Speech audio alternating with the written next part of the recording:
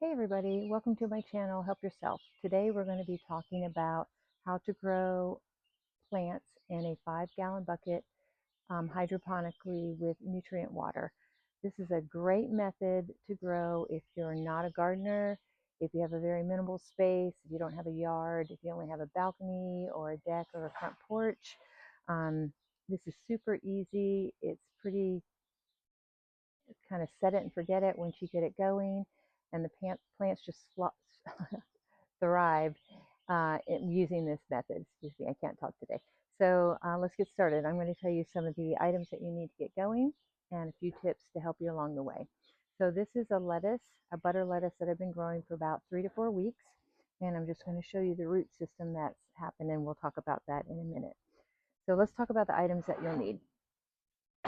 First of all, you're going to need a 5-gallon bucket, and I usually try and get the food grade buckets, and these are available usually at your hardware store. I get mine at Lowe's and they're always in stock. And the next thing you want to get is what is called a net cup, a 6-inch net cup. And this is the lid that will fit onto your bucket once you have the plant in there.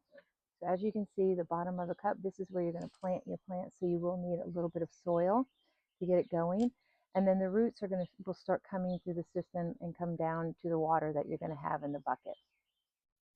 So what I have found over the last couple years is that sometimes with larger plants, such as tomatoes that get very tall, and then you might have a structure around it like a tomato cage or some sort of a support, that I really can't get into, pull the lid up and to be able to check the water in there or to add water because it would be disrupting the plant, or I just couldn't get to it because of the structure around it. So what I have done is I started drilling a 2-inch hole in the side of the lip of each net cup. And then what that allows me to do is to take a smaller net cup, 2-inch net cup. These are usually used to start seedlings, 2-inch net cup. And then I also take a 2-inch foam collar, which separates right here. It looks like a little Pac-Man, but these are also used for seedling starters for support. And then, so what I can do, as you can see here in the lettuce that I have, it creates the hole right here, and I can put the net cup, and then I put the foam cup in there to keep out any mosquitoes or critters. And then what I can do to check the water, instead of lifting it up like this, I can just pull this out and check the water, or actually add water right in there. So it makes it a lot easier to do that. Sometimes obviously you can lift the plant up like this or aside, but other ones you won't be able to. So that's just a little thing that I found out along the way that can be really helpful. All right, so the next thing that I do, again, this isn't probably necessary, but I do it anyway. So you can see on this bucket, I have some silver insulation, and then I just take some pretty duct tape to tape it on here because it just looks nice in my garden or on my patio. And I feel like the insulation helps to deflect the sun on the warmer days. I don't know if it really helps or not, but I feel like it does. So I do that and I put it on there. So again, you don't have to do it, but you can. So what I do is I just go again to my hardware store or home improvement store, such as Lowe's or Home Depot, and I buy a roll of insulation. Again, it's readily available. And once I get it, I just cut out enough that goes around the bucket, and then I have it available. And what's really nice about this too is that you can just slide it off of the bucket at the end of the season, and you can just kind of fold up the insulation and put it away in your shed or whatever. And then come next year, you can just take it back out and slide it back on your bucket so you can reuse it, which is really great. Let's see. So the next thing I want to tell you about is once you have your plants planted and you're putting your water in initially for your new plant. So this is a pepper plant that I just planted about a week ago.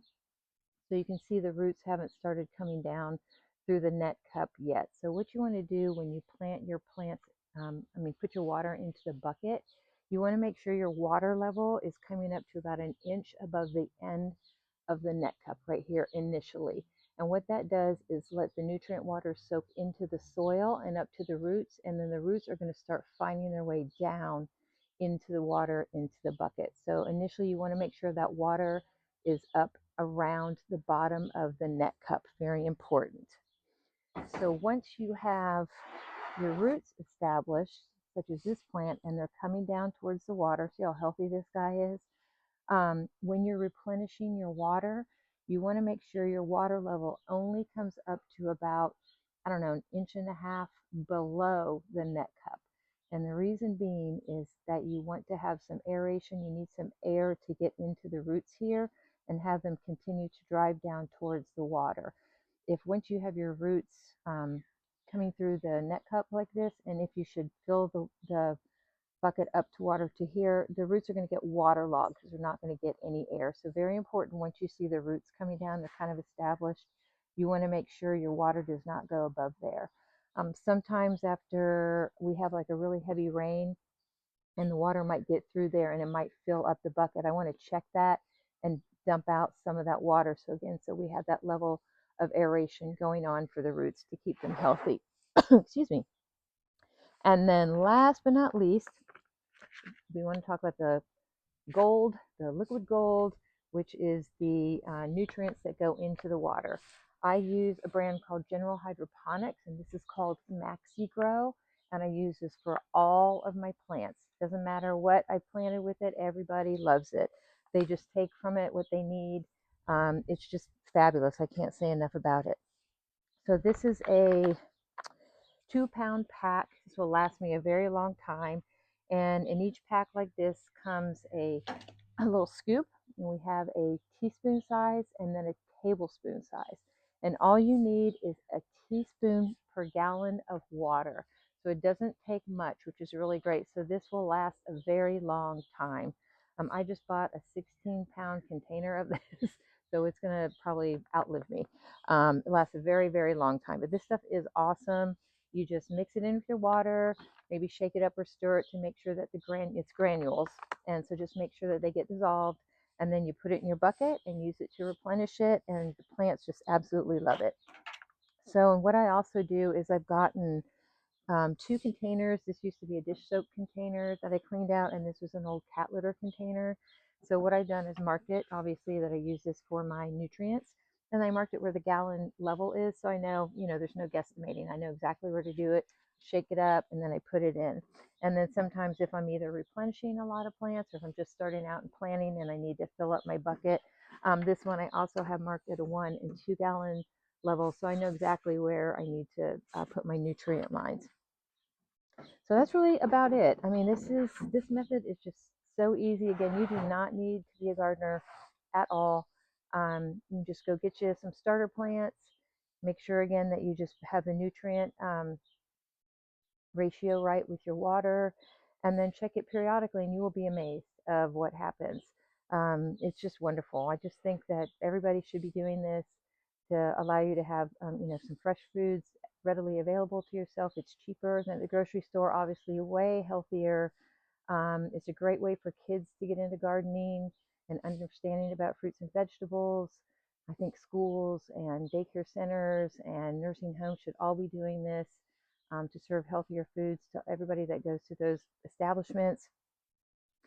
It's just wonderful. I don't know what else to say about it. And it's just another way again to know exactly what you're putting into your body.